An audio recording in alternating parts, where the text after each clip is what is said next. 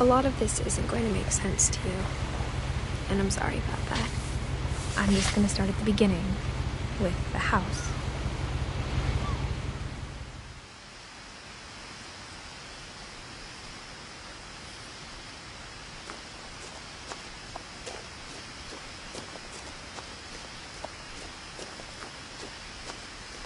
I lived here until I was 11, but I wasn't allowed inside half the rooms.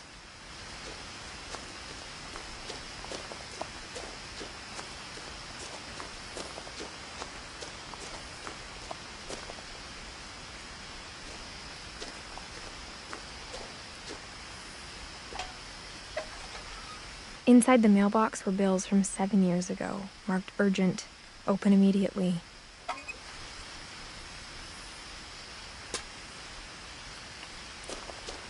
I hadn't been back since my brother Lewis's funeral.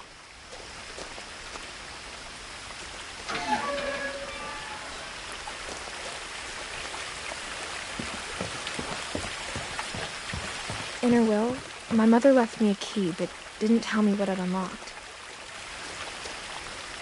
Maybe she thought I'd know, or she thought that the mystery would be enough to bring me back.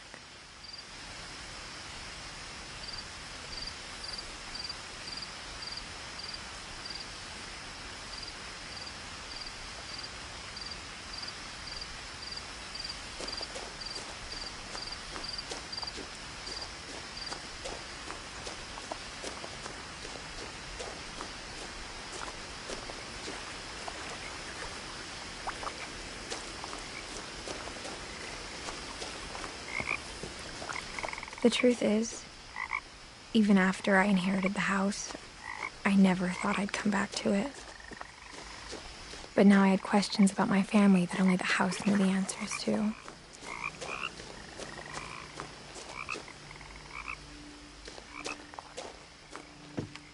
The woods around the house have always been uncomfortably silent, as if they're about to say something but never do.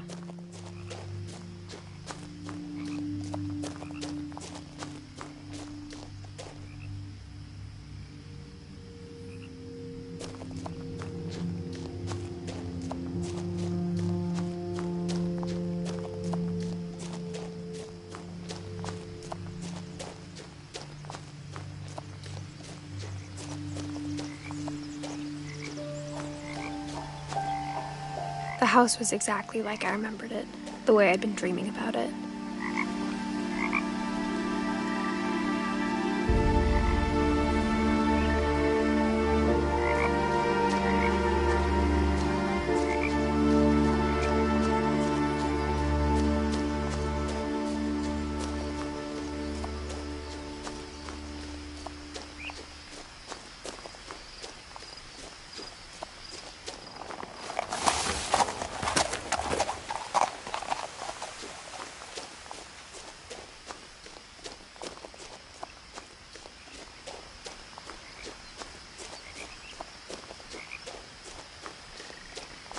No one had driven this way in a long time, but I saw a few hoof prints.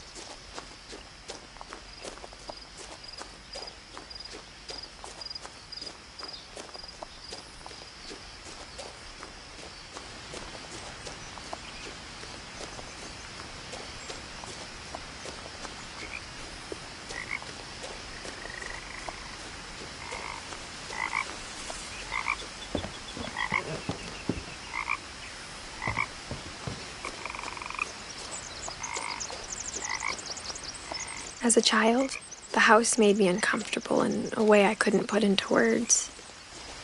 Now, as a 17-year-old, I knew exactly what those words were. I was afraid of the house.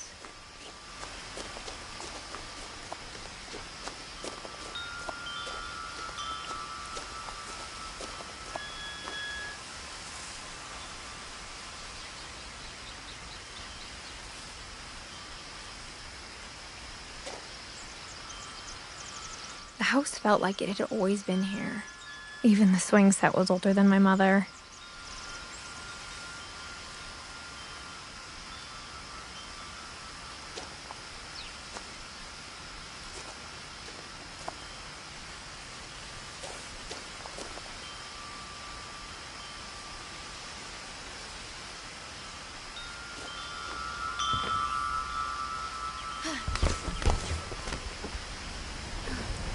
Crawling through the doggy door used to be a lot easier when I was 11.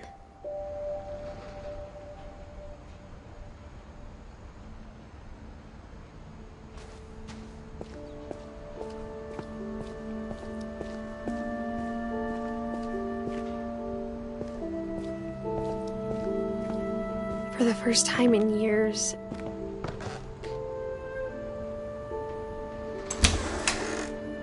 I felt like I was home.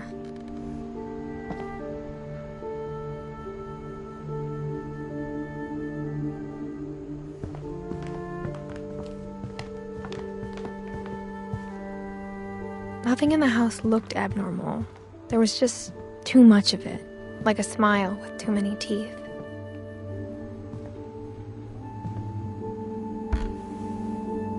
Edie told me once that every Finch who ever lived is buried somewhere in the library.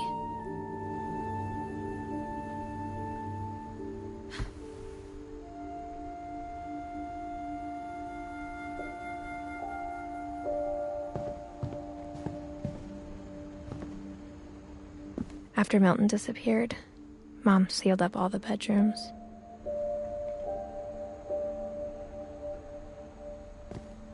Then Edie retaliated and drilled peepholes.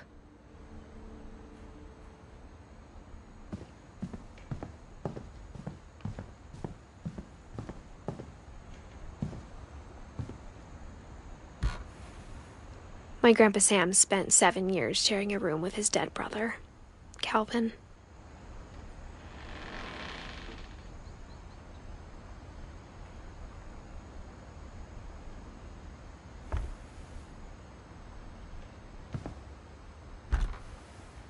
As a kid, I just assumed every house had peepholes and sealed rooms you weren't allowed inside of.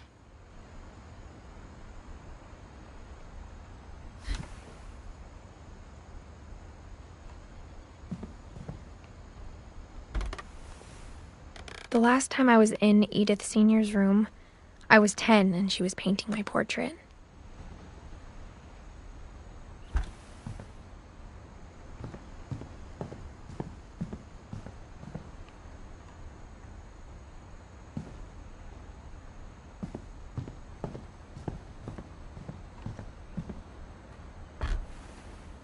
Barbara was a child star for 2 years, until America grew out of it.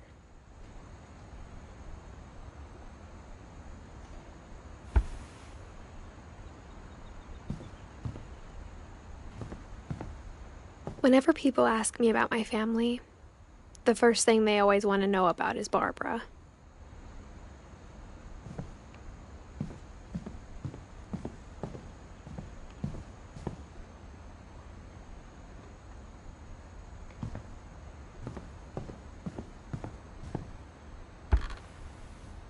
Molly always seemed like a girl I could imagine being friends with, if she hadn't died in 1947.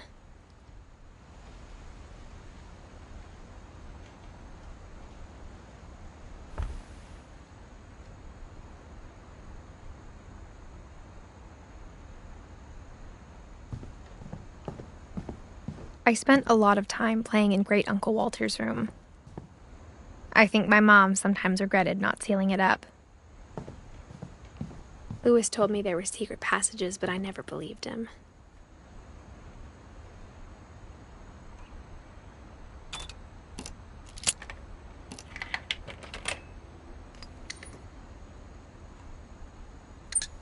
Turns out, my mom was really good at keeping secrets.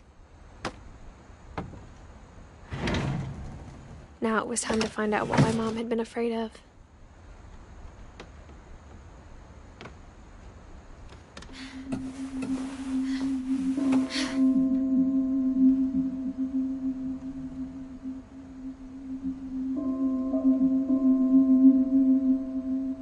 Reading this, maybe it sounds like I had a plan. But I had no idea what was behind that door.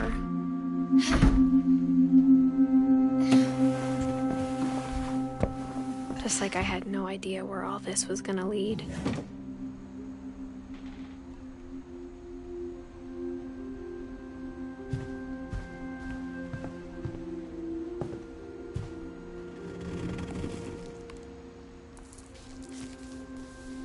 December 13th, 1947.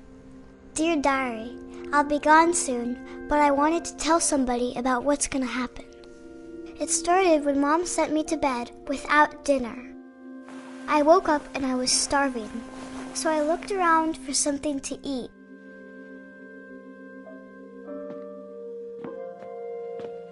The gerbil food was dry, but I didn't mind it.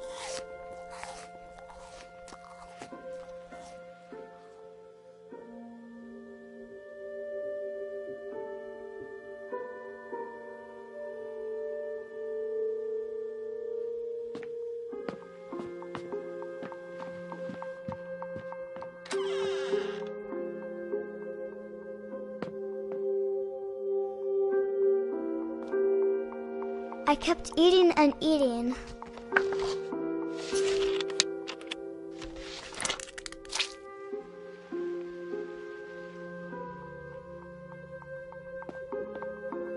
I ate a lot of things that night.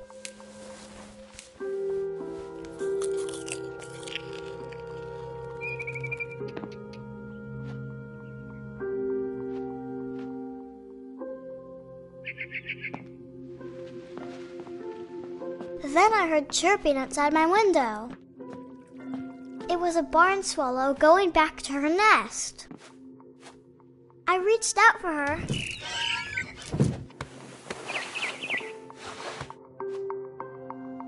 And suddenly, I was a cat.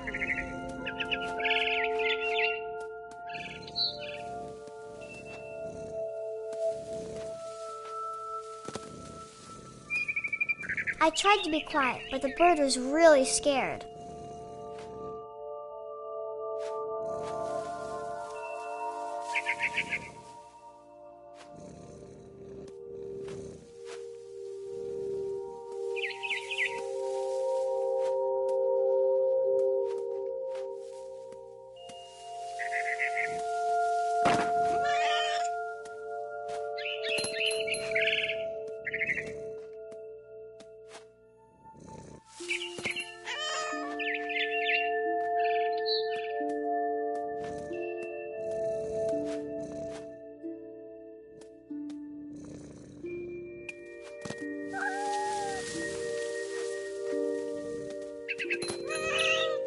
Mom and Dad didn't even look at me.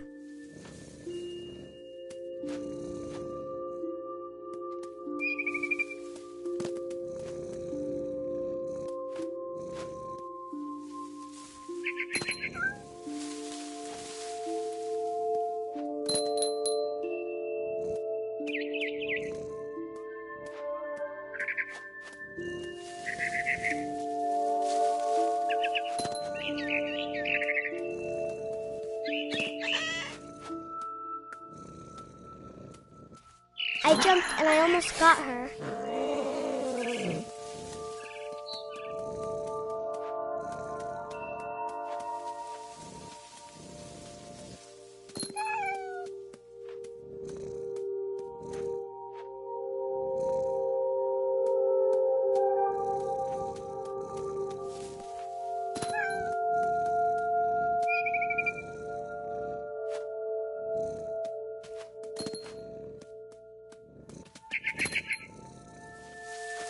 I could tell she was getting really tired.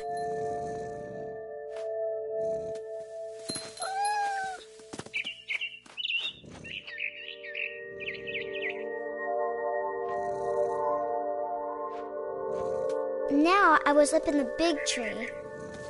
I promised Dad I wouldn't climb it anymore. All I cared about was eating that mama bird.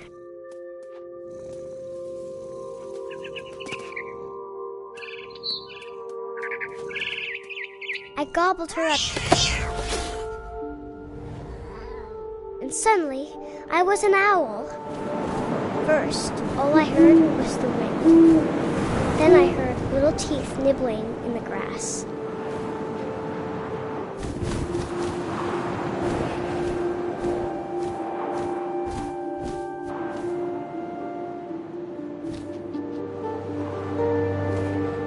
Rabbits.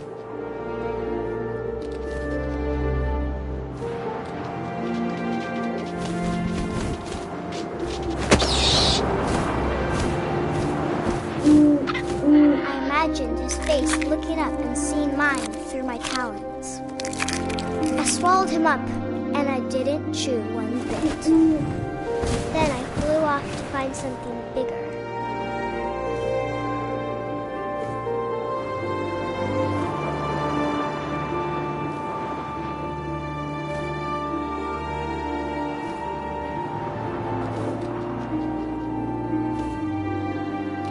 A mama rabbit.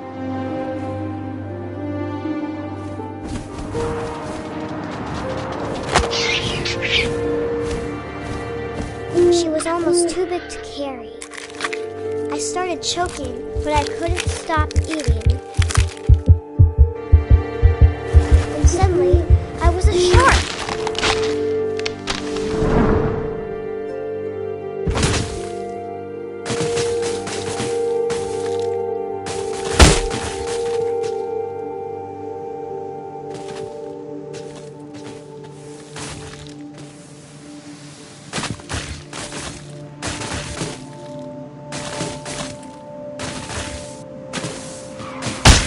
I rolled off a cliff and into the ocean. Now, I was hungrier than ever.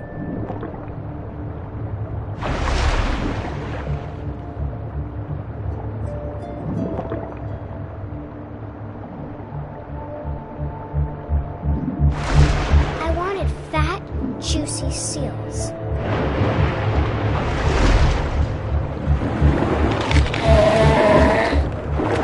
Off her flipper, and it tasted really good.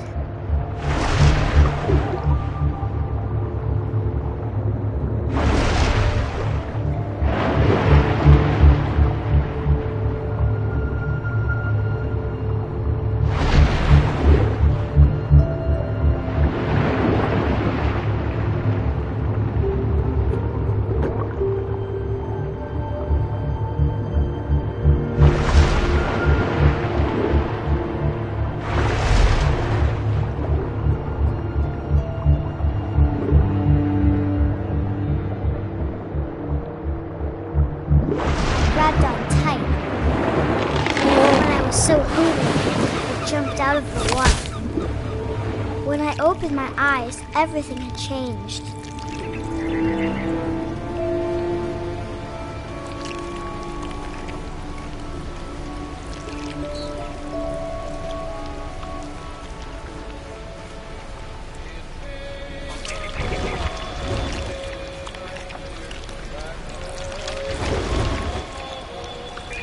I was a monster, and I smelled people everywhere.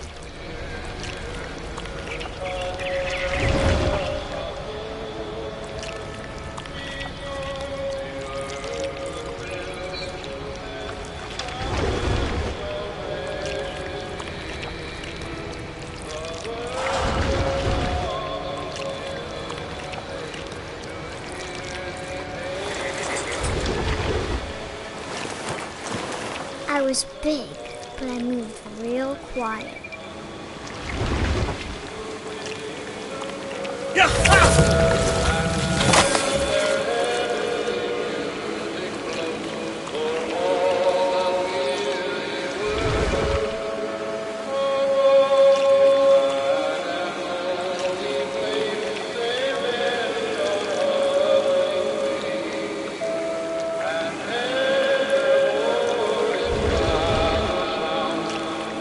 I wanted to stop, but all also, I didn't.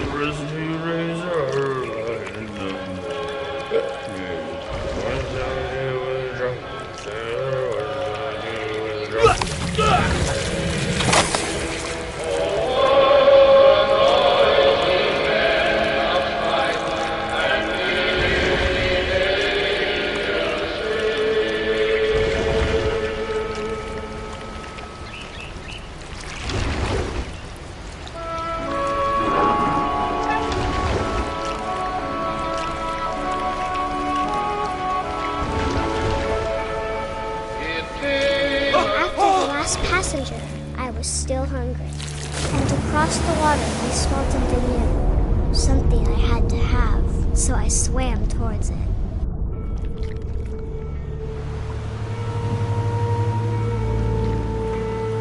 I slithered onto the sand, and the good smell went into an old pipe.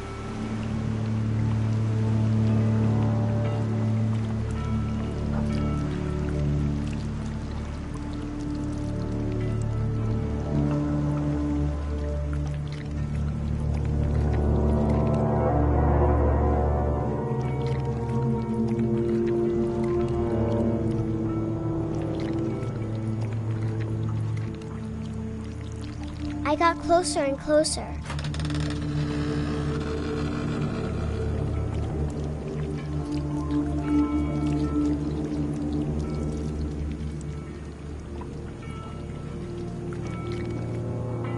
All of my stomach started growling.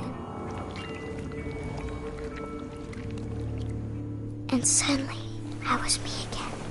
I held my breath for a long time, but I couldn't hear anything. I think it's waiting for me to fall asleep. But it's not going to wait much longer. It needs to feed, and we both know I will be delicious.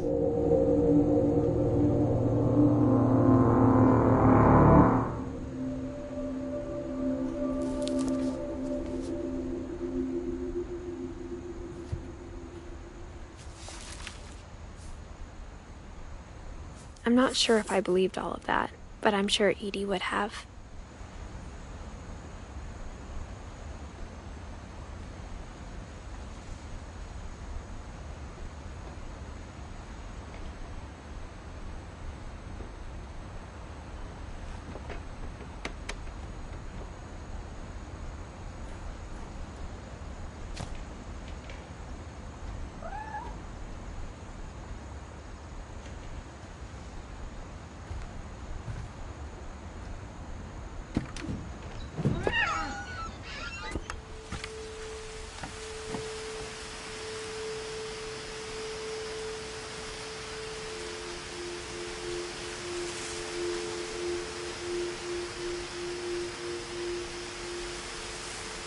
This will be obvious later, but my mom never told me any of these stories. Edie would have, but Mom didn't like bringing up the past. Though, when we adopted a stray kitten, she was the one who named it Molly.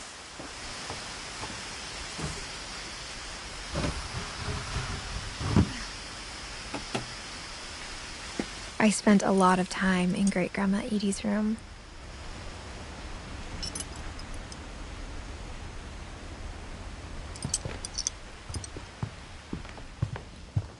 Her room was like a museum. For 500 years, the Finches have been famous throughout Norway for their fortune. Odin Finch buries the latest victims of the family curse, his wife Ingeborg and their newborn son, Johan.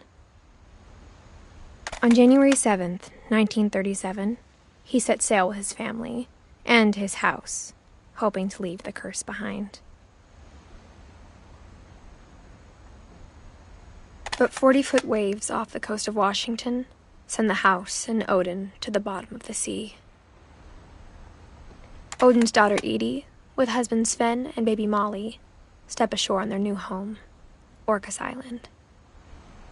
Odin Finch is the first to be buried in the new family cemetery.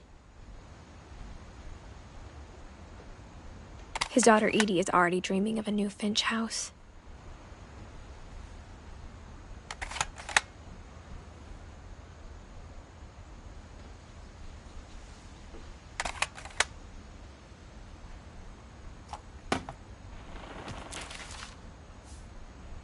Whatever's wrong with this family, it goes back a long ways.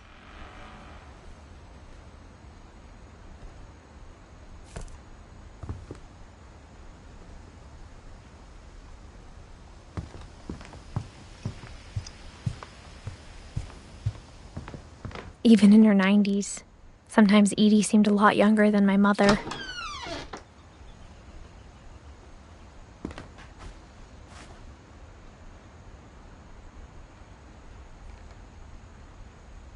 The only trace Grandpa Sam's first wife, Kay, left on the house was the pink bathroom.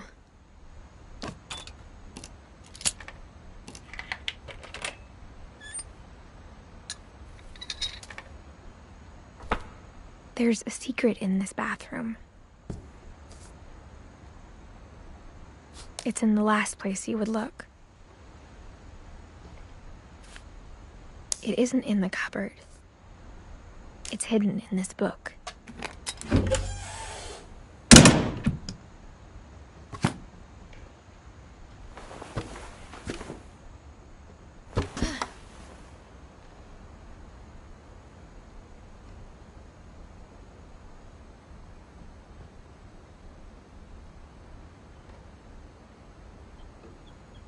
Sven gave Sam an old camera he'd refurbished. He never put it down.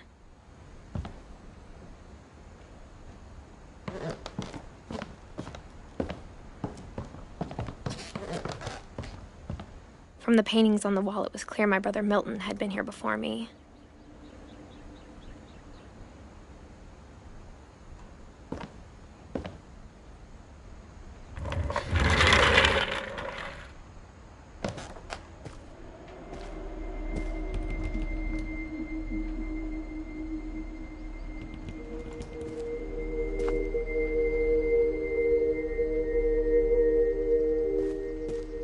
I knew Grandpa Sam had a twin, and that he never talked about him. I guess my grandpa didn't like history any more than my mom did.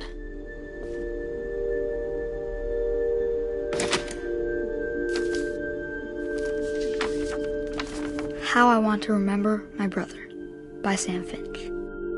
The thing I remember is that when he made up his mind, that was it.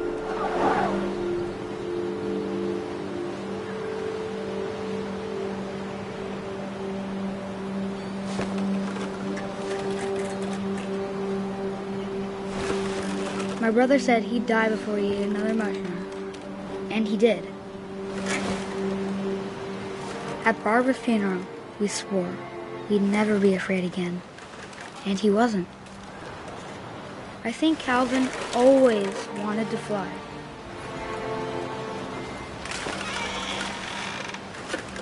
Sam! Calvin! Dinner's ready! Coming! But that day, he finally made up his mind to do it. I told him going around was impossible. Maybe if I hadn't said that. Calvin, I'm not gonna tell you again. Maybe if the wind hadn't picked up. And maybe he'd still be here. But I doubt it. I think he'd already made up his mind.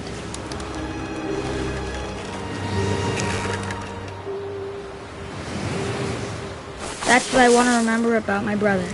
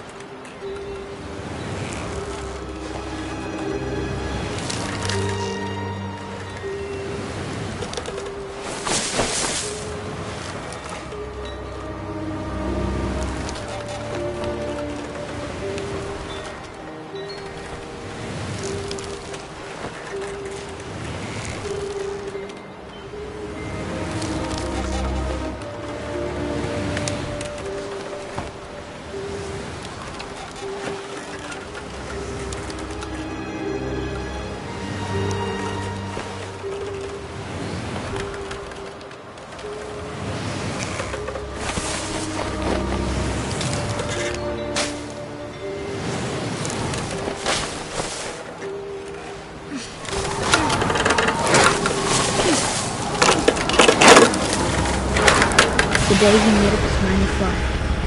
And he did.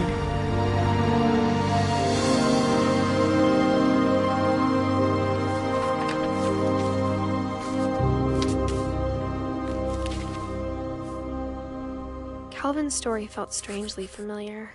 When I was younger, I remember trying to do the exact same thing.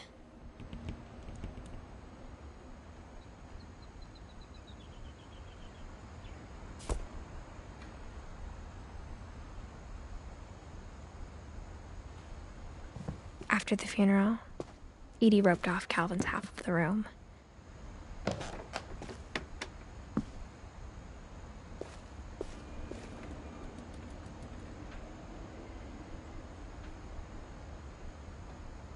Mom said Grandpa Sam enlisted at 18 and never set foot in the room again.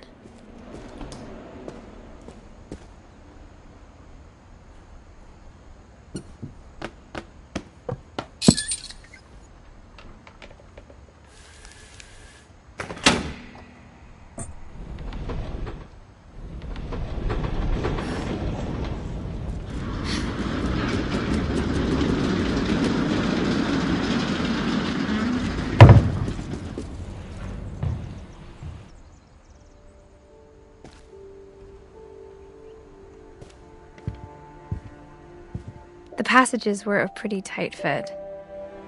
They'd obviously been built for smaller hands and bellies.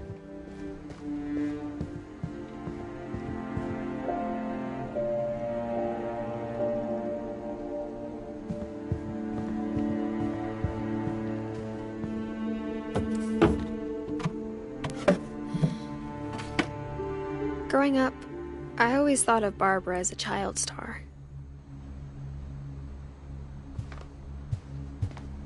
I never thought about how hard it must have been for her afterwards.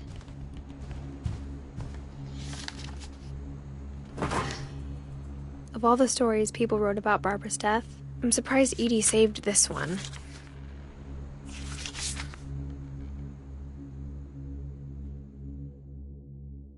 Old Jack here with another ghastly tale inspired by America's most unfortunate family.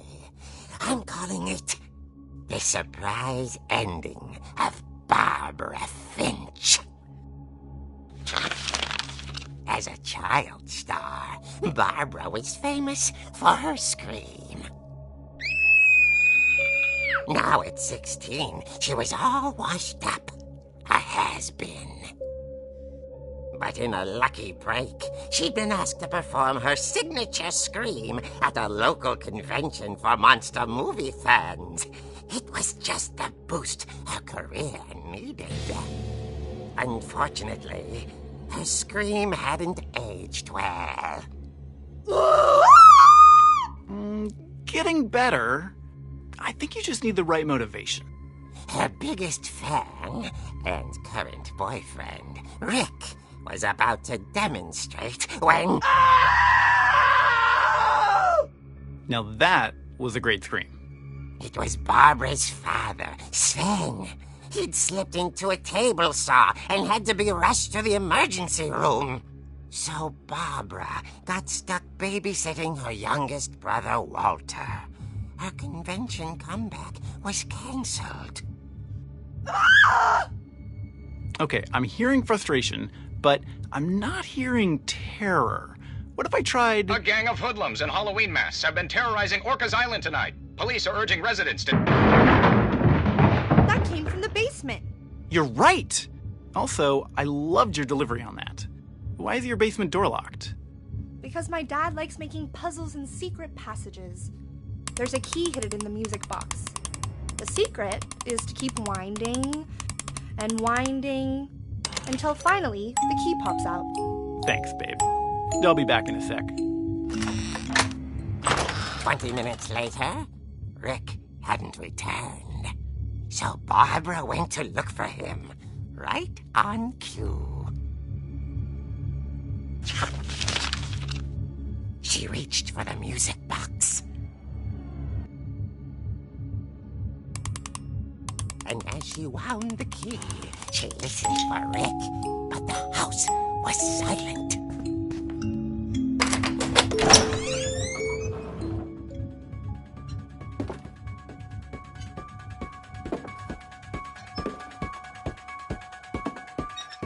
found Rick's crutch and imagined the worst.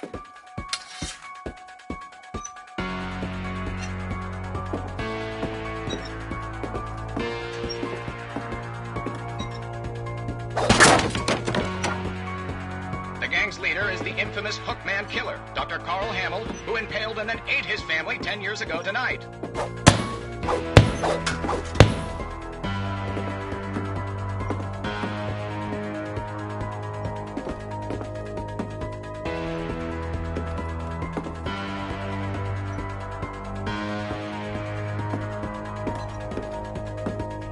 The old fridge rattled and grew still.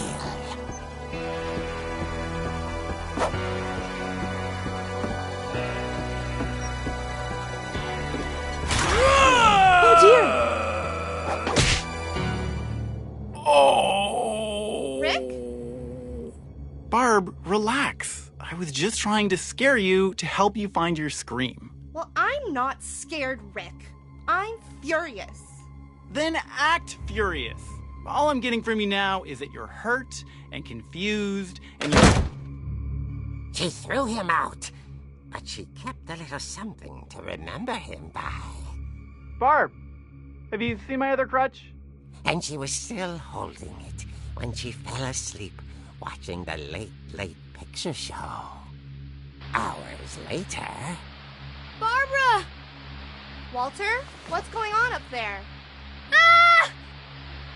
Okay, I'm coming up, but if this is a trick, you're dead, Walter.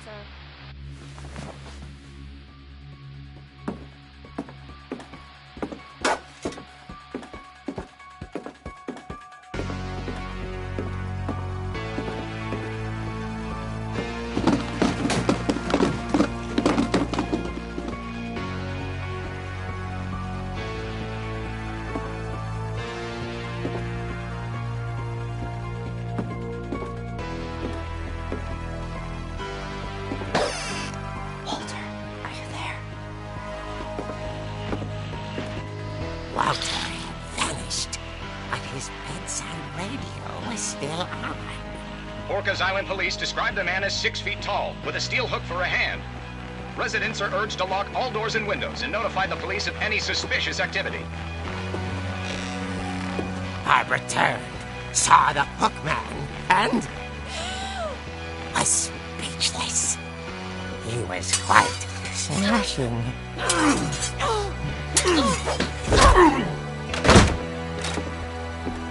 And he was. He couldn't get enough of Barbara. Okay, Barbara, there's gotta be another way out of here. That night, she played her part beautifully.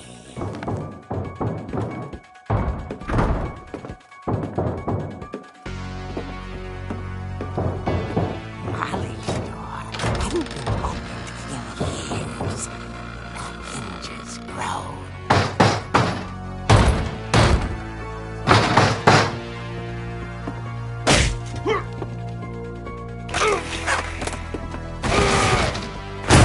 He wasn't moving, but she sensed the story might not be over yet.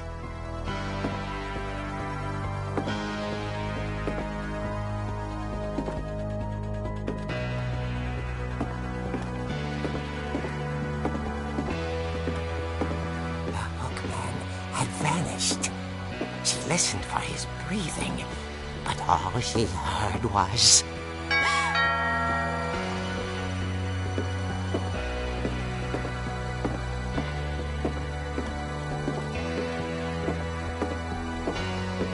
At the door, she heard whispering. It was coming from inside the house.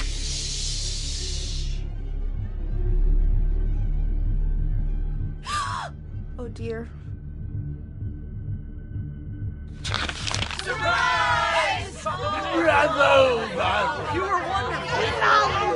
The monsters had come to surprise her. For Barbara, it was a dream come true. Then she saw what kind of monsters they were, and she realized what was about to happen.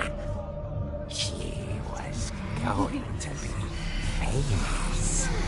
And with her final breath, Barbara Finch gave the performance of her life.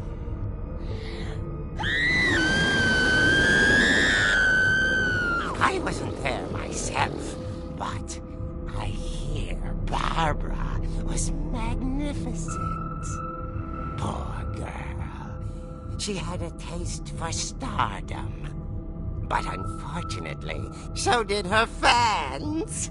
Of course, the police blamed it all on poor Rick, who disappeared the same night. And little Walter, hiding under his bed the whole time. He took it all pretty hard, but that's another story. As for Barbara, tucked inside the music box is all they ever found of her. Her ear. Now that's what I call a real eerie tale.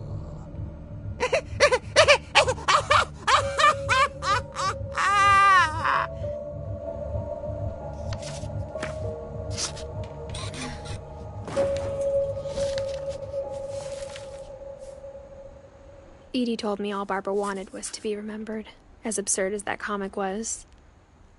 Maybe what Edie saw was a happy ending.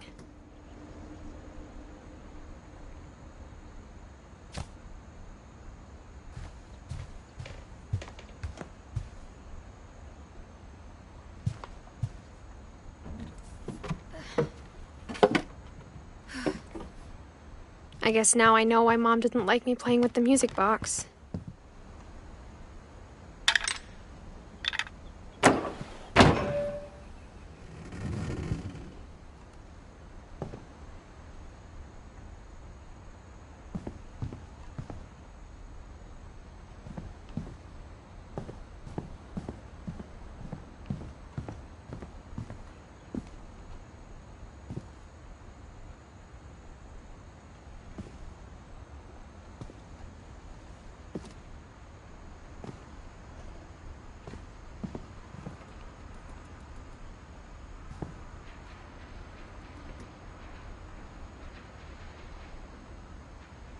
My mom wasn't much of an optimist, but she never stopped believing that my brother Milton was alive.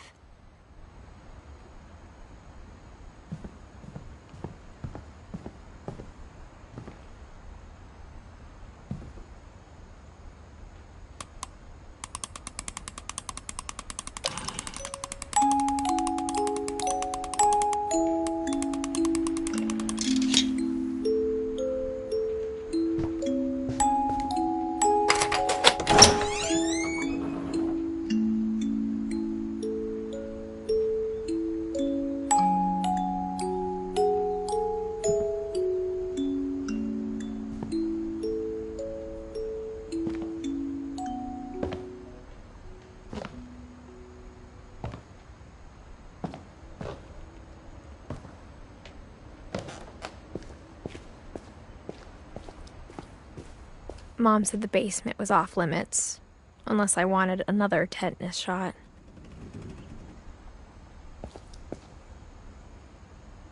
I saw Edie sneak down to the basement once, carrying packages. I thought maybe she was hiding presents.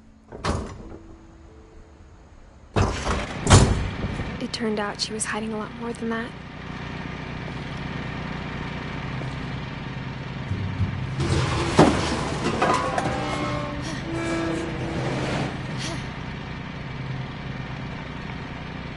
I remember asking Mom once about where Walter had gone. She said after Barbara died, he got as far away as he could. If there's a pattern in all these stories, I think it's that none of us has gotten very far.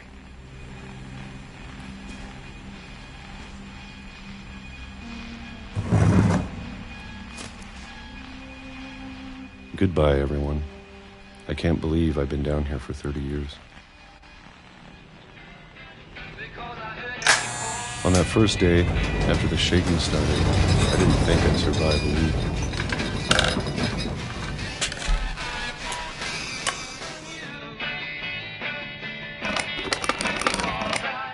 But after a few days, I settled into a routine. That's what kept me sane.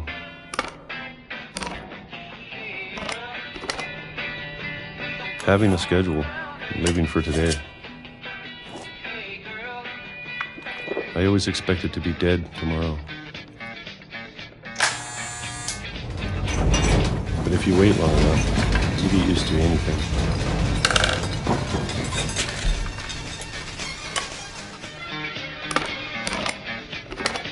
Even a monster on the other side of the door starts to feel normal.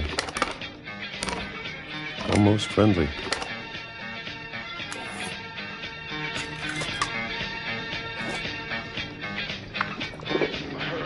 And then one day, everything just stopped. Whatever that thing was, it was gone. Maybe it got tired of waiting. Or maybe I just got tired of being afraid.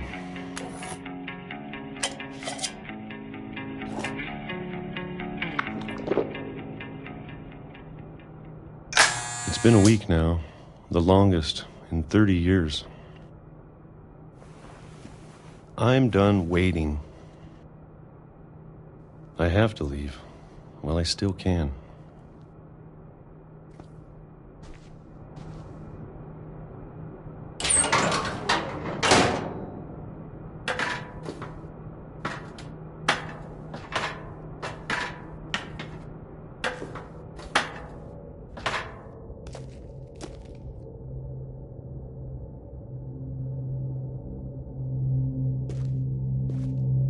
I know it's out there, somewhere.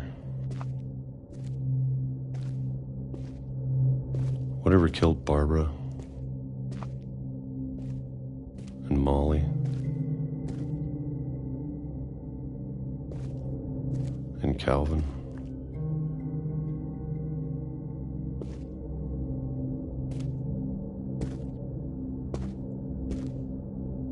Maybe this is all a mistake. But I need to stop living the same day, even if it kills me.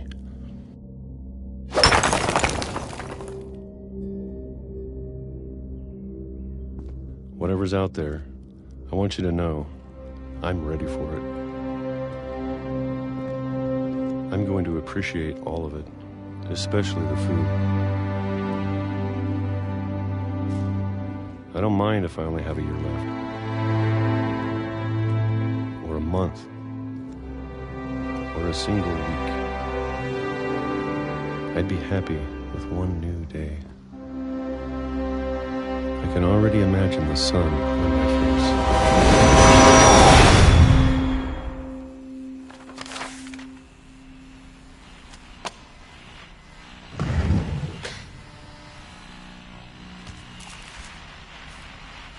Walter died when I was 6. I can't believe my mom never told me he was down here.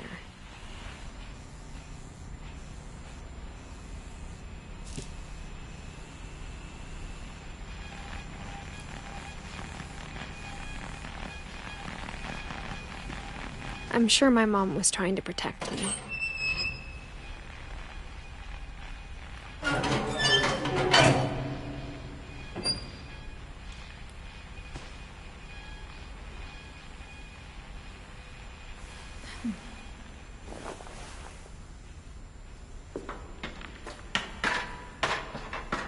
Maybe she was afraid I'd end up like Walter.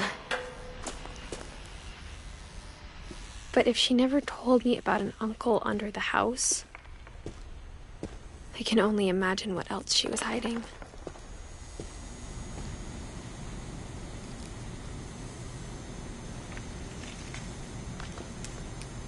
I don't want to make the same mistakes she made. Trying to bury something that's still alive.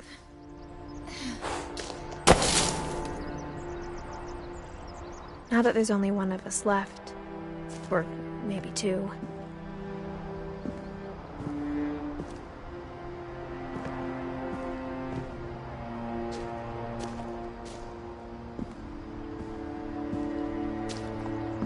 I thought it was time I heard the stories for myself. And found out what happened to everyone else. But now I'm worried the stories themselves might be the problem. Maybe we believed so much in a family curse, we made it real.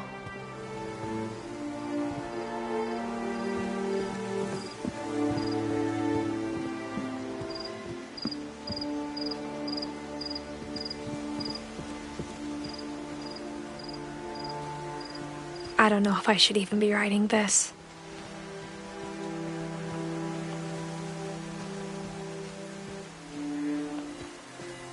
Maybe it'd be better if all this just died with me.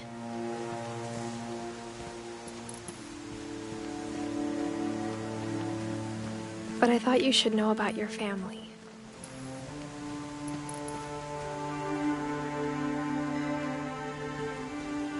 And the history you're a part of. Though to be honest, I feel as lost as you probably do right now.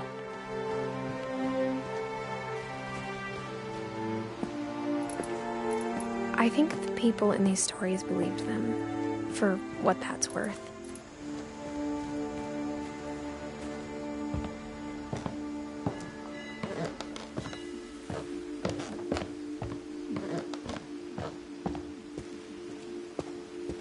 And when you look at the house, that history of imagination and stubbornness and madness, any of it seems possible.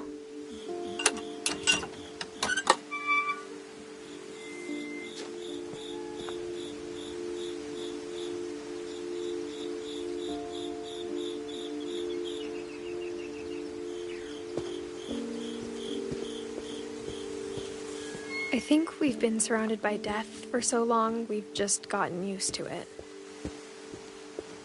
What kind of family finishes building a cemetery before starting the house?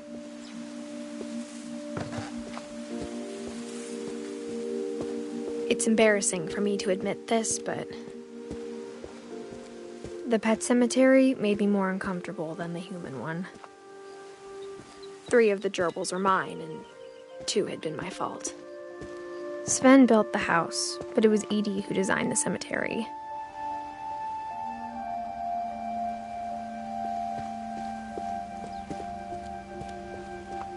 I'm sure Odin's monument had been Edie's idea. My mom was always trying to move on, but for Edie, the past never went away.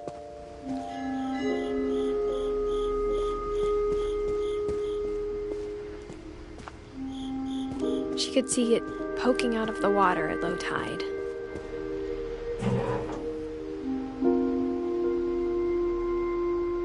Edie said she dreamed about the old house every night.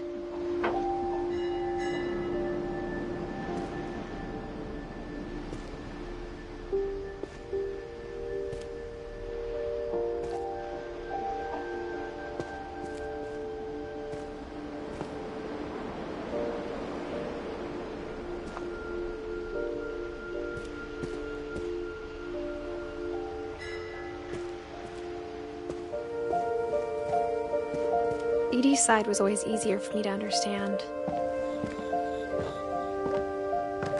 But the older I get, the more I can see where my mom was coming from.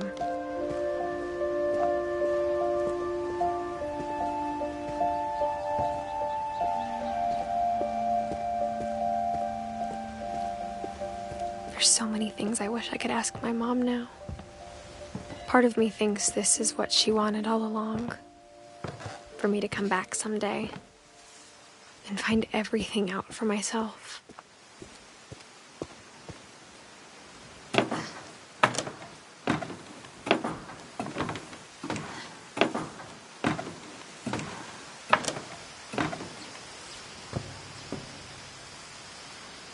But looking back on it now,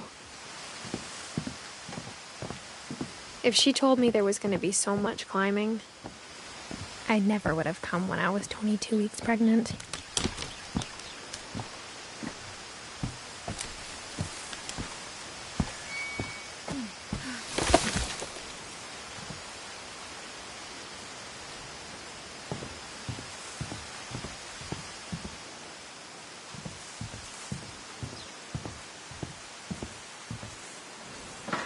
I never met Grandpa Sam, but I think he and my mom had a lot in common.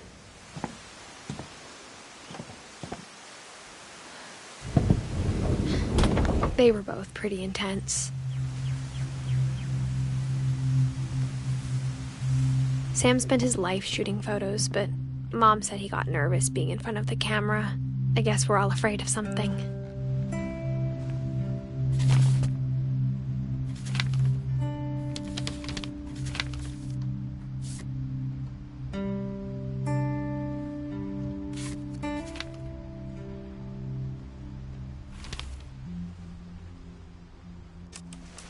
Dawn, I promise, you'll never forget this weekend.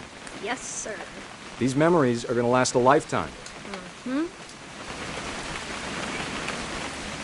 I gonna have to shoot anything? It's a hunting trip, Dawn. Shooting is strongly encouraged.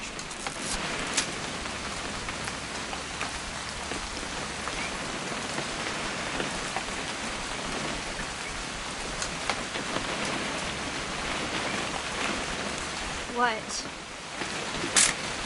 Perfect. It's gonna rain the whole weekend, isn't it?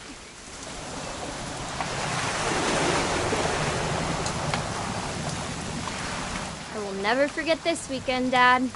That's the spirit. Okay, got it. I'm gonna take some pictures, okay? Just be careful. That camera's older than you are.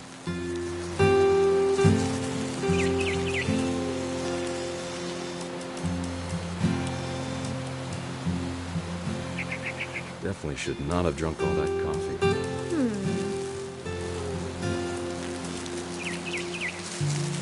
Hey! That's a keeper. Nothing quite like being outside.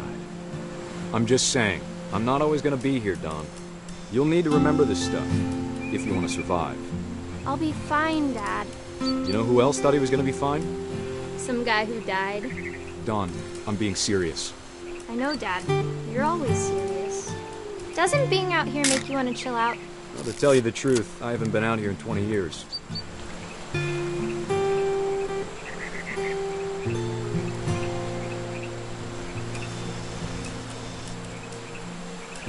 Last time I was with my brother Calvin. Man, that was a great trip. Your grandpa Sven taught us how to fish, how to build a fire. We found an old logging trail. There were deer everywhere. Dawn, don't you think you could find something more interesting to photograph?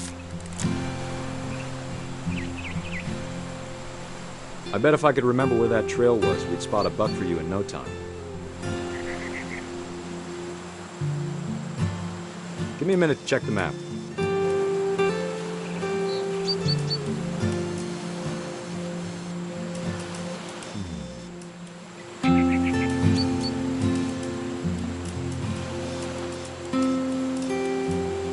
Let's see.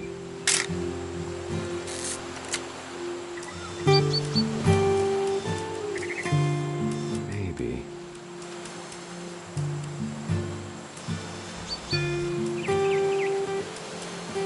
Or was it?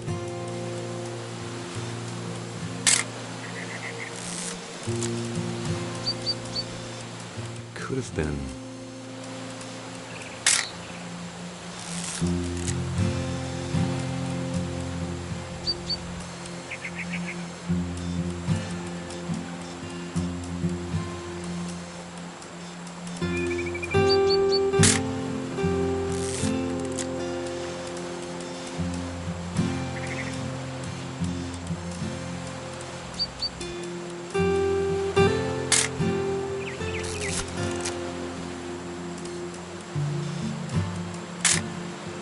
You don't need to waste any more film on me, kiddo.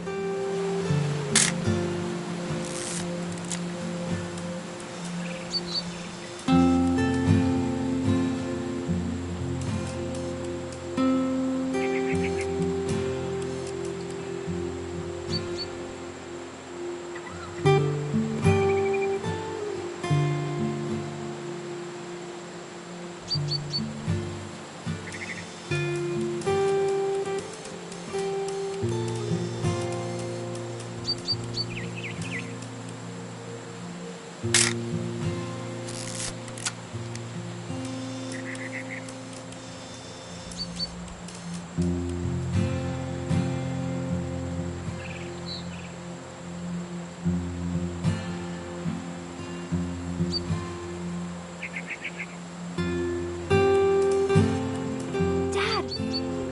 Dawn. Before you take the shot, let me get a picture of you.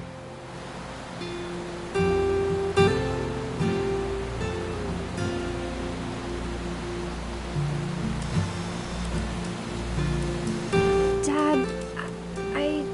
Just breathe. Let me get behind you. Do I have to do this? Dawn, you don't have to do anything. But if you want to survive, you'll need to be strong. Great shot, Dawn!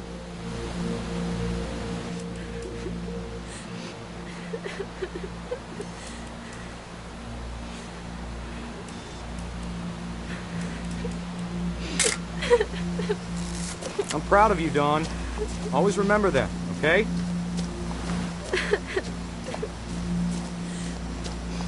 Dad, it's twitching. I think That's it's totally normal, Dawn. Just focus on the camera. Try not to think about... Dad!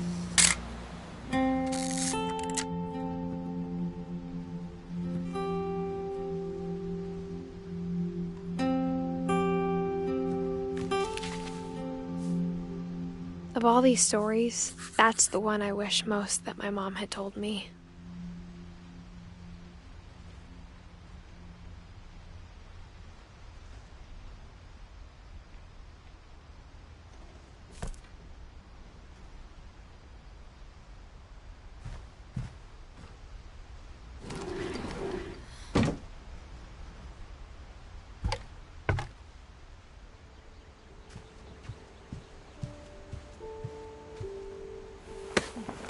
After Sam died, my mom and Edie got really close. They'd both lost a lot.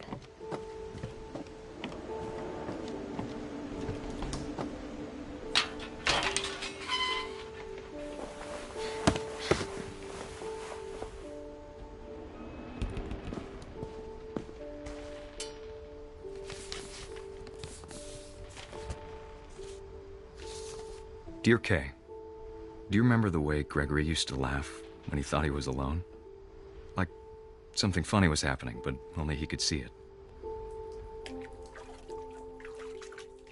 I think he saw things the rest of us don't.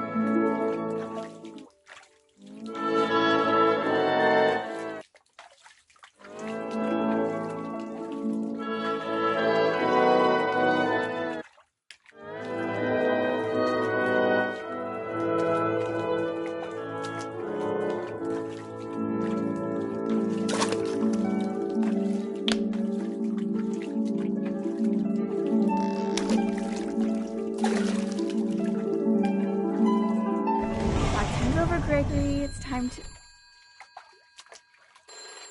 Hold on, sweetie. Hello? Sam, I told you I don't want to talk right now. I wonder what he saw. What his world was like.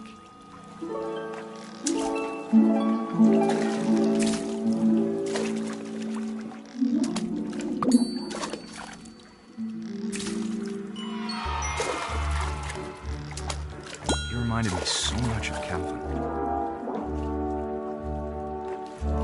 Lost in his imagination.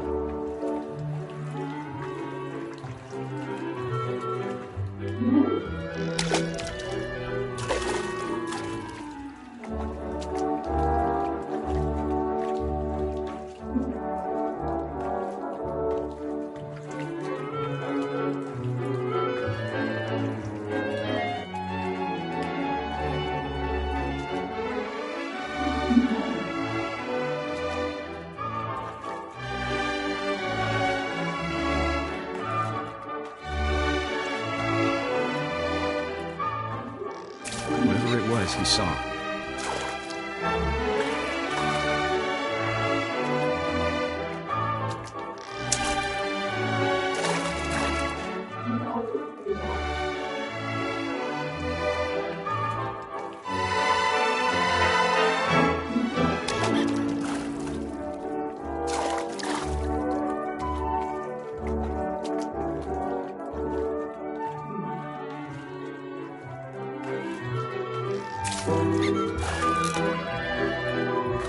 sure made him happy.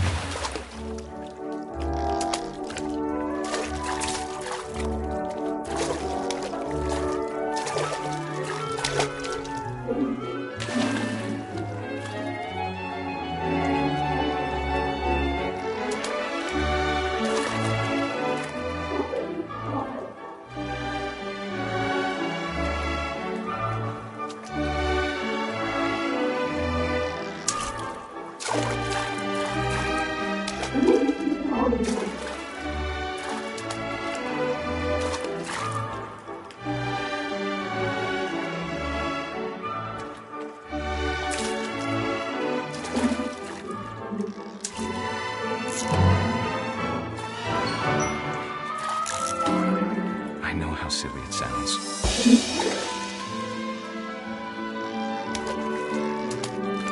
But I worried about a baby being too happy. But I could feel him slipping away. Sorry about that, Gregory. I know you did everything you could. Maybe if I hadn't called that night. Damn it. Hold on, I don't want Gregory to hear this.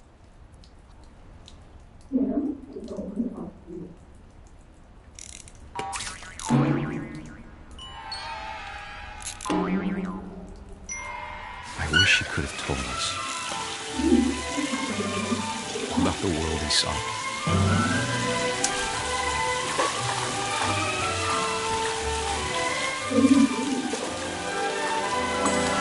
There's so much I don't understand about Gregory,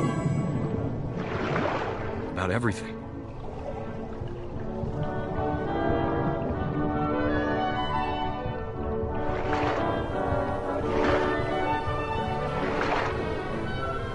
But I know what happened wasn't your fault.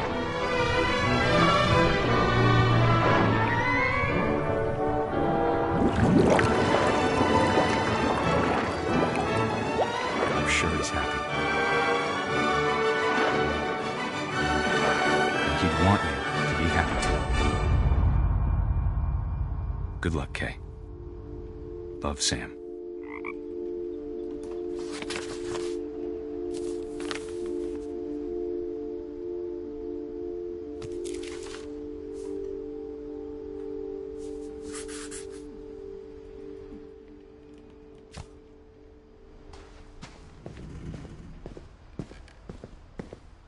I can't imagine my mom ever writing poetry, and yet... A poem for Gus, who always said the wedding was a bad idea. Our father never hit us kids, at least not very hard, before the day my brother said with teenage disregard that he'd be dead before he'd see a wedding in our yard.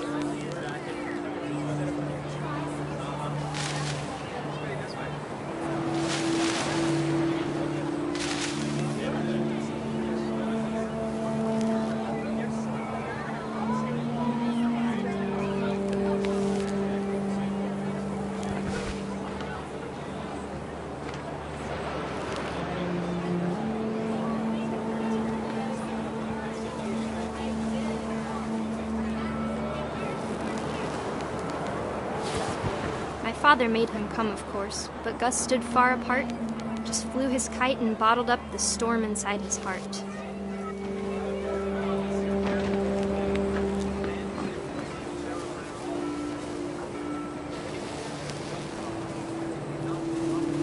I tried to talk him out of it, but though he'd never met her, "We don't need a stepmom," were the words that I now remember. pronounce you husband and wife. You may kiss the bride.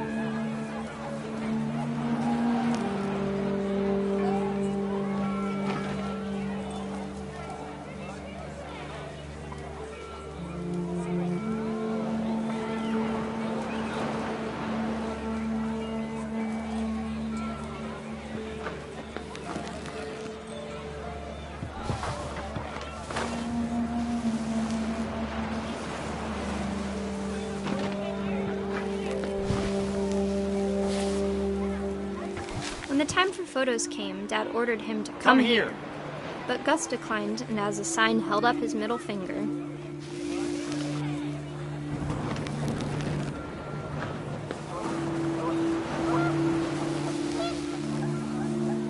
The wind picked up, and panicked geese appeared and quickly went. But all the humans did that day was go inside the tent.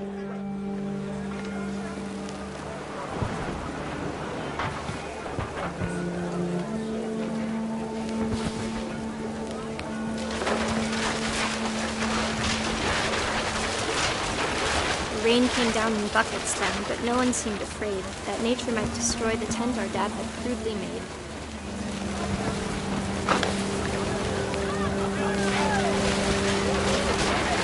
The thunder sounded much too close and full of angry power, but all my father said to this was, "Make the music louder."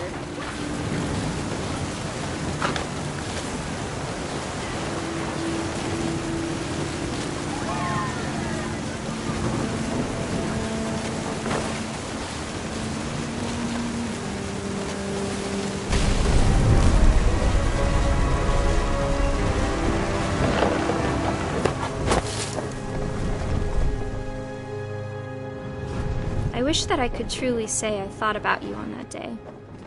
Out there on the beach alone, just you, the wind, the sea, and foam. But I didn't, until we found you.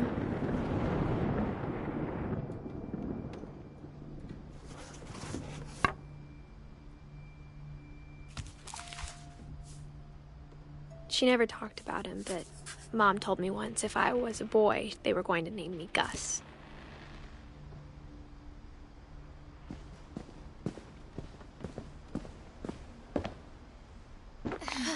My mom moved up to the loft after her brothers died. At the time, it was as far away as she could get.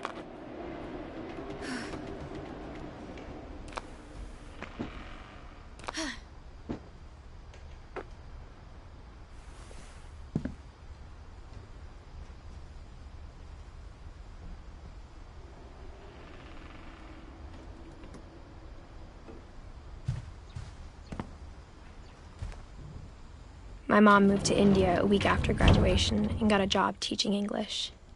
Louis was born a year later.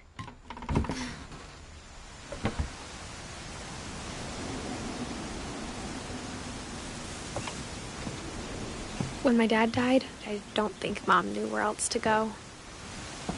I'm sure Edie was happy to have her back. The house had to get a little bigger, but Edie was used to that. And for a while, things were good. Almost normal, but it didn't last. The beginning of the end was Milton's 10th birthday, when Edie gave him a castle. After Milton disappeared, the only thing he left behind was a room full of paintings.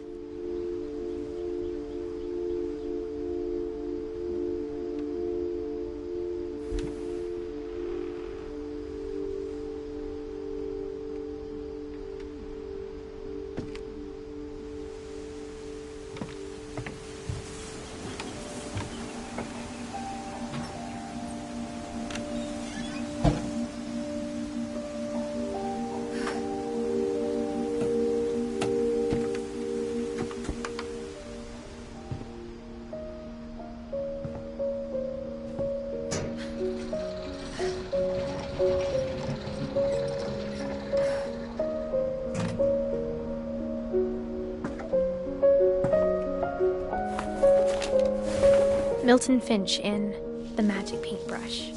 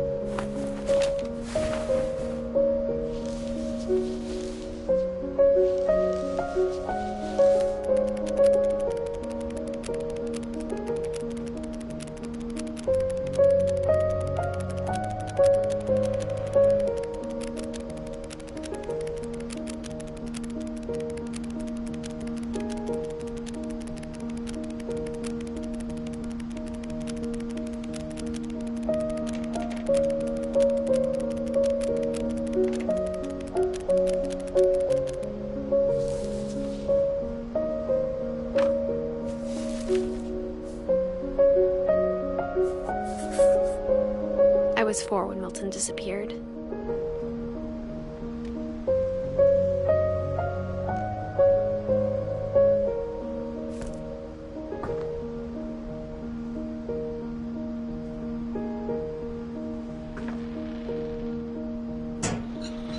Mom spent months searching for my brother. Then she sealed the doors.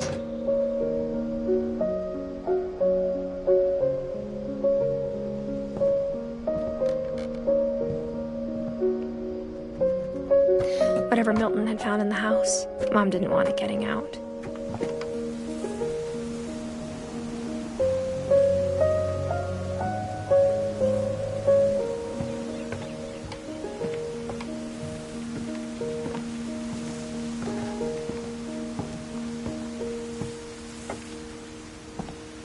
Mom definitely blamed Edie, but I think Louis blamed himself.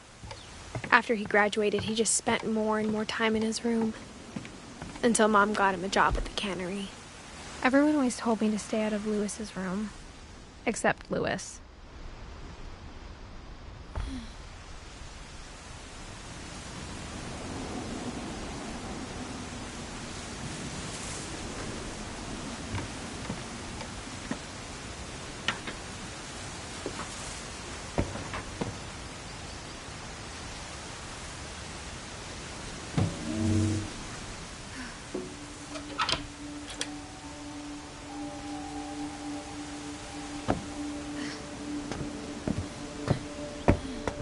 Louis's room smelled very, very familiar.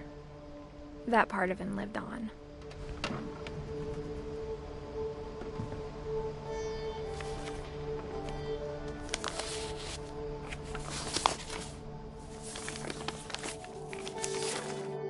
Dear Mrs. Finch, as Louis's psychiatrist, I can understand your desire for an explanation. As I see it, the trouble began in January, shortly after we convinced your son to seek treatment for substance abuse. Newly sober, I believe Louis first noticed the monotony of his daily life.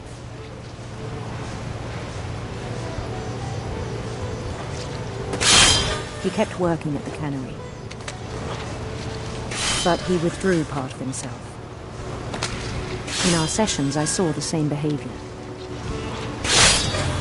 His mind began to wander.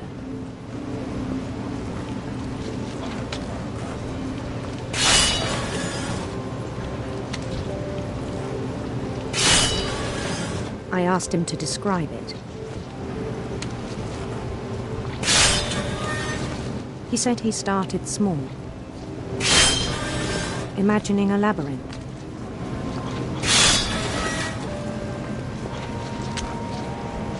He'd feel his way about. Then something moved. Bats. And toads.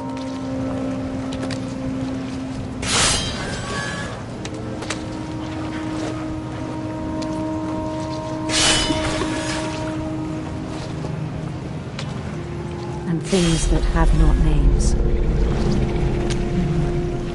He knew it was all in his head.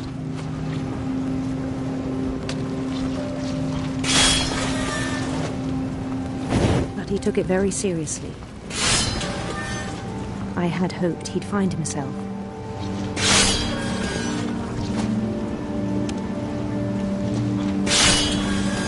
But he found something more. I worried about him then. Daydreaming at the cannery. I spoke with his boss. But he said Louis had become a model employee. Methodical, tireless, focused.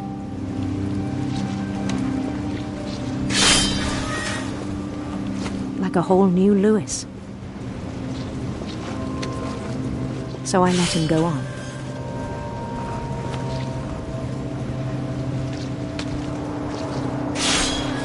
I even encouraged him. It seemed very promising at first.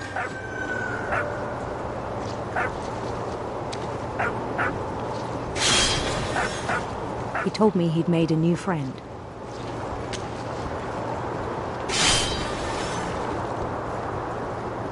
On the edge of a city he named Lewis Topia.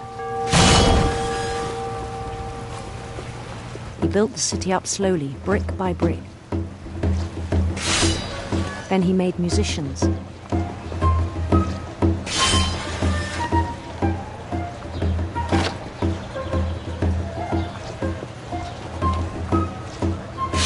And songs for them to play. He talked about starting a band. And he was always humming something. Every day his imagination grew stronger.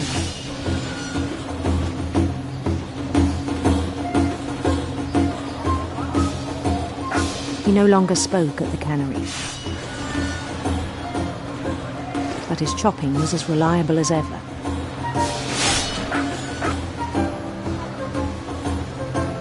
Then one day it struck him.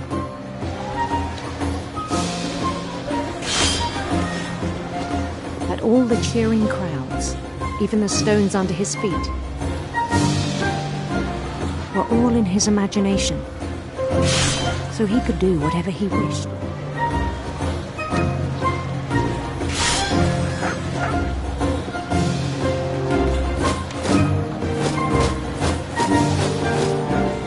He held an election for mayor.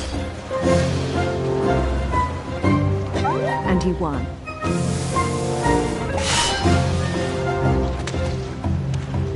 They begged him to stay, but his mind was already wandering. It became a game for him.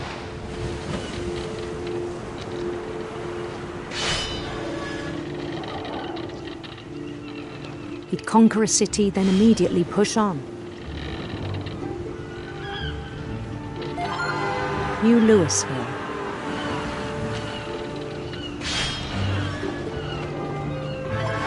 St. Louis. He started drifting away from our reality.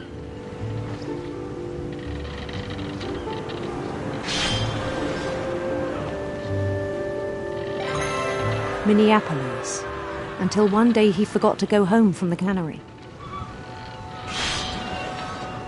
Even as his mother pleaded with him, part of Lewis kept sailing on.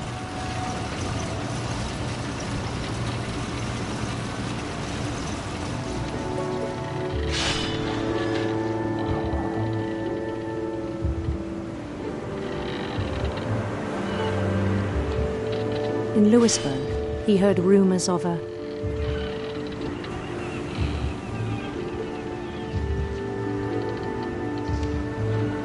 handsome queen.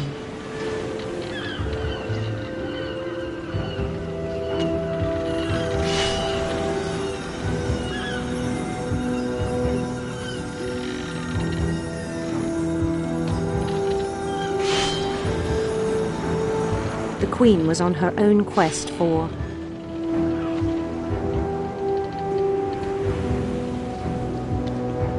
radiant rainbows.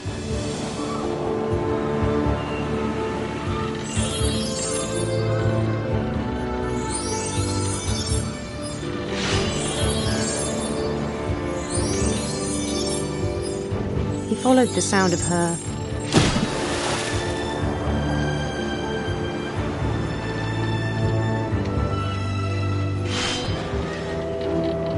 silver harp.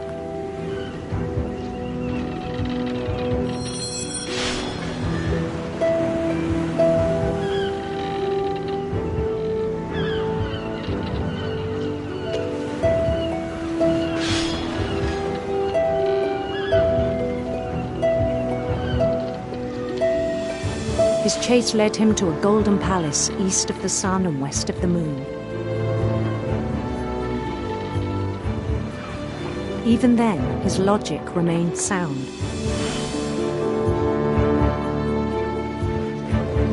He knew the world was all in his imagination.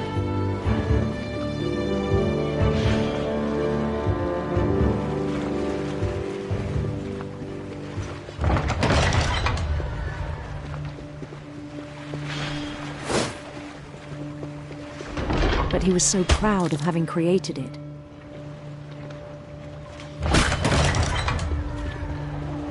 In his own eyes, he'd become something greater than a king.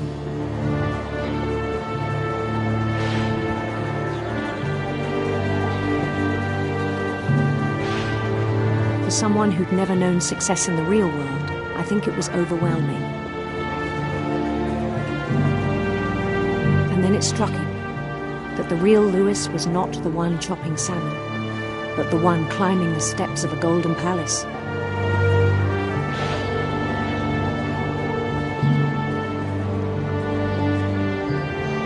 My imagination is as real as my body, he told me. It was hard to argue with him.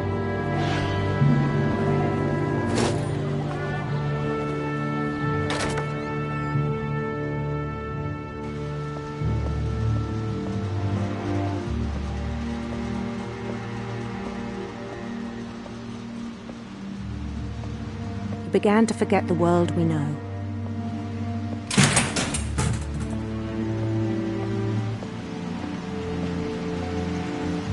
I think it pained him to remember Louis, the cannery worker.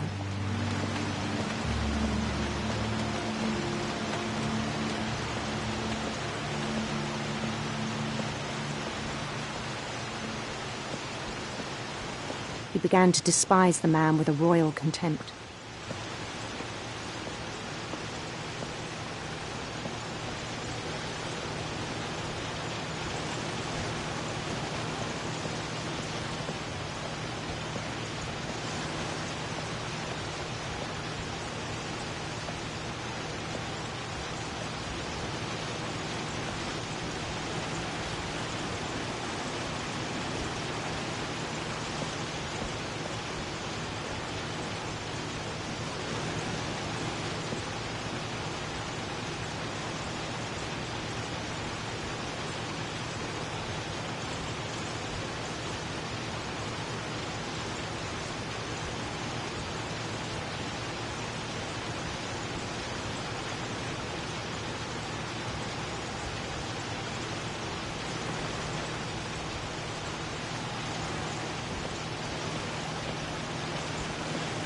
I still thought I could save him.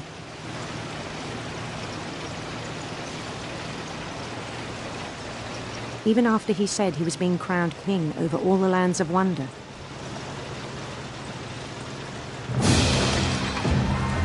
The palace would be packed with his companions.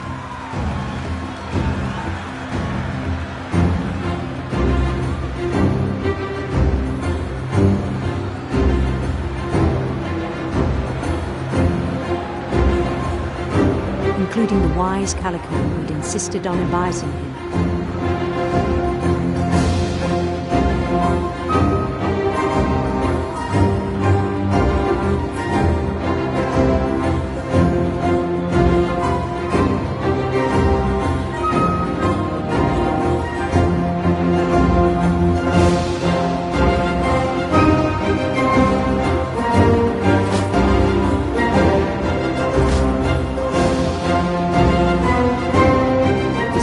Waited, holding his crown.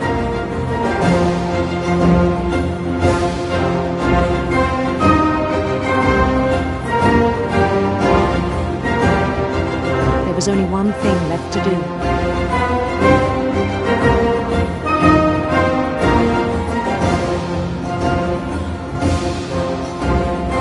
Bend down his head.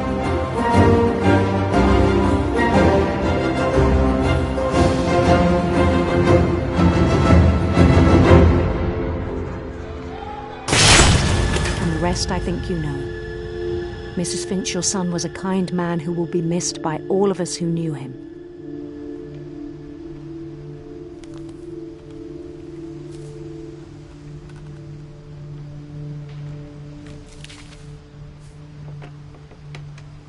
My brother was really cool. I wish you could have met him.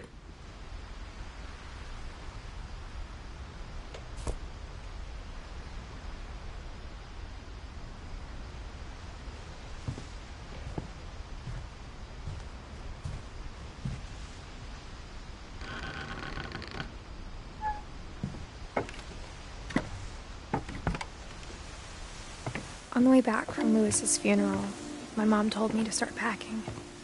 She waited until the day before we left to tell Edie.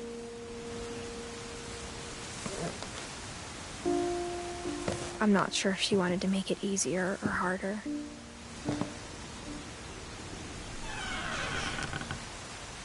I wish we'd stayed. But I understand why we left.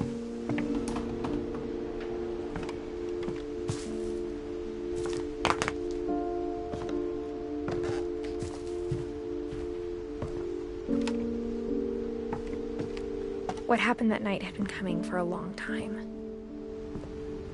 Maybe it should have come sooner.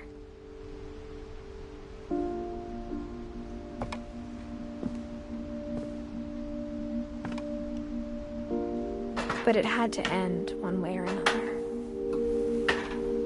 All that's left now is to tell you about that last night.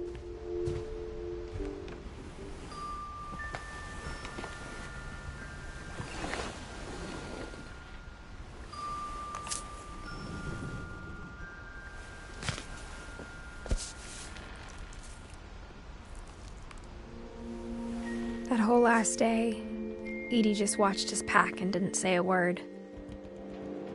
Until supper, when she raised her glass and said, "To our final night together, and all our final nights apart." Grandma, you know what I said about alcohol. Some of your medications are very Edith, specific. I left a present for you in the hallway. Why don't you go open it? The grown-ups have to argue now. I'm sorry, you're right. We're all leaving tomorrow. Let's just enjoy our last... I'm not leaving. Edith, you're excused.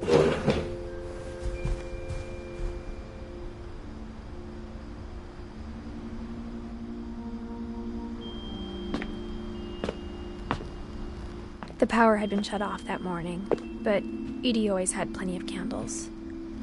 When my mom sealed the library, I don't think she knew about the other entrance. Or that Edie had a key to it.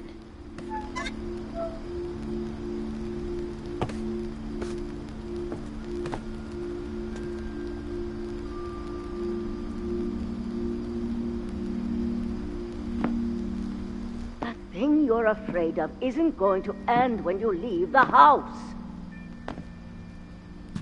Edith has a right to know these stories. My children are dead because of your stories!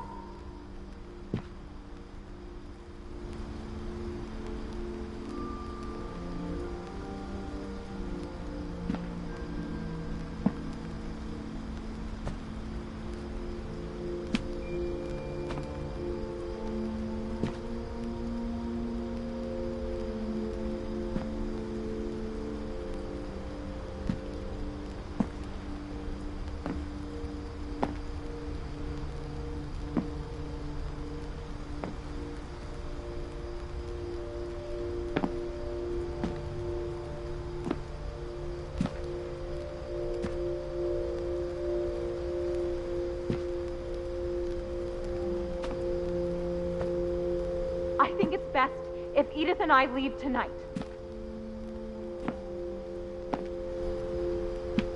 We'll have the nursing home send a van for you in the morning, okay?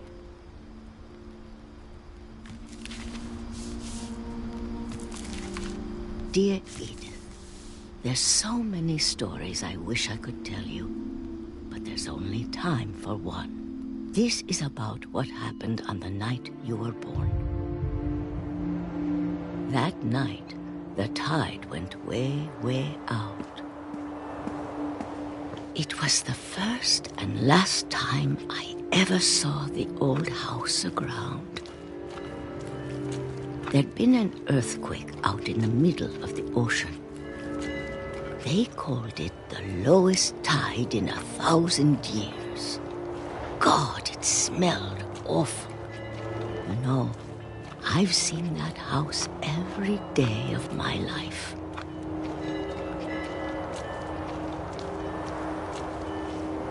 But I never thought I'd go back to it. When the fog rolled in, I lost my way.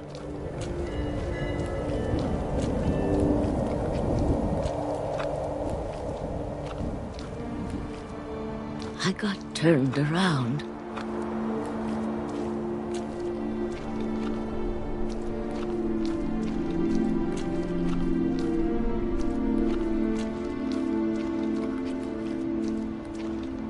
started seeing things.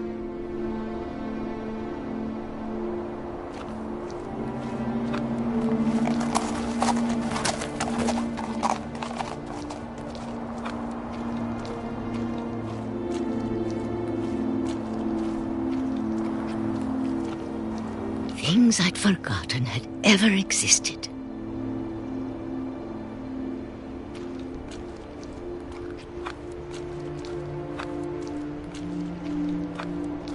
But when I saw them, they felt like old friends. That night, a lot of things came back to me. Or maybe I came back to them.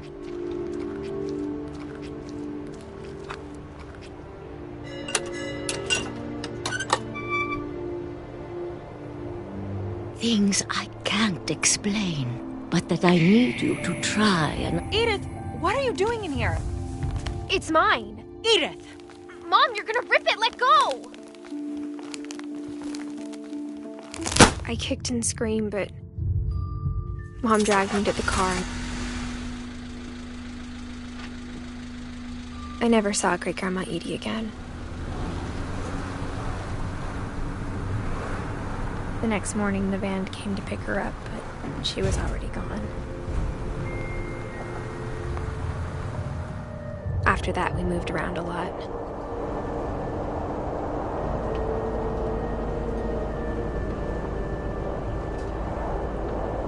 We both tried to make the best of it.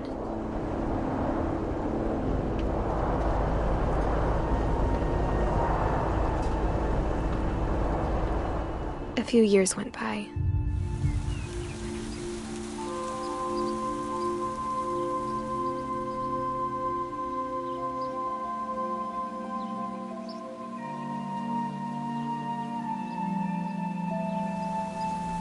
My mom didn't like to talk about it, but she started getting sick a lot.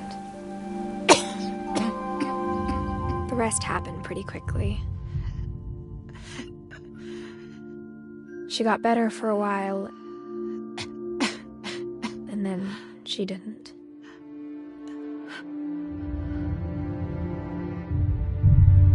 And then I was alone.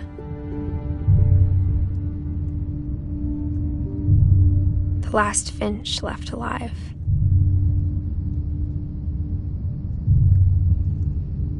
Until I found out about you. I'm still not sure what to tell you about all this. If we lived forever, maybe we'd have time to understand things. But as it is, I think the best we can do is try to open our eyes. And appreciate how strange and brief all of this is. This journal was supposed to be for you. But now I hope you'll never see it. I just want to meet you and tell you all these stories myself. But I guess if you're reading this now, things didn't work out that way.